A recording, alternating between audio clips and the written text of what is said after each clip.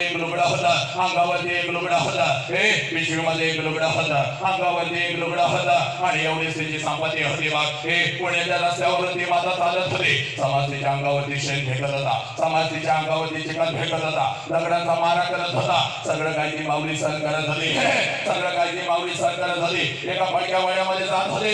एवढ्या वेदना तिच्या शरीराला होत होत्या, त्याच्या कितीतरी पडलेल्या वेदना तिच्या मनाला होत होत्या. ती माऊली एका पडक्या वयामध्ये जात होती. अंगावरचं शेणाने चिखलाने माखलेले लुगडे दूर करत होते, पिशवीचा लुगडा अंगावरती चढवत होते आणि समोर बसलेल्या त्या आठभालिकेंना ती माझी सावित्री आई शिकवत होती. म्हणून या देशामध्ये लाखो सावित्री आई तयार झाल्या, पुरुषांच्या खांद्याला खांदा लावून लढू लागल्या.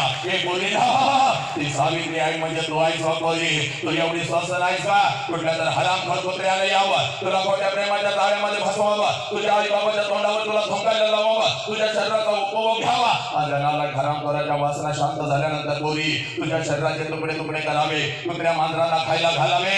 एवढी स्वस्त नाही बा बोली तो.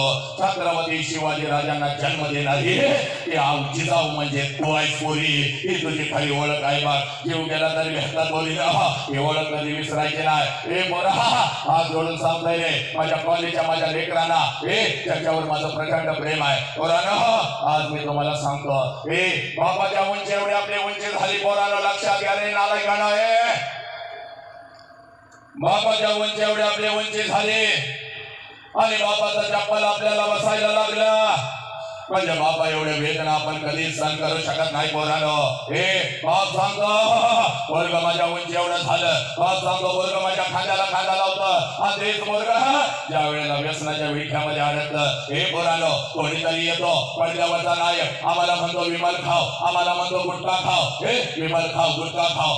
पोरांनो आणि आम्ही त्या व्यसनाच्या विळख्यामध्ये अडकतो. कारण बोधा इकडे बघ, ज्याला बाप कळाला नीट ऐकायचं. पोरांनो ज्याला बाप कळाला त्यानं मृत्यूच्या दारामध्ये शड्ड ठोकला. ही माती माझ्या संभाजी राजांची. पोरांनो ही माती माझ्या संभाजी राजांची. वैवर्ष 32 साहेब माझ्या संभाजी राजांचा. संभाजी राजांना काही झालेलं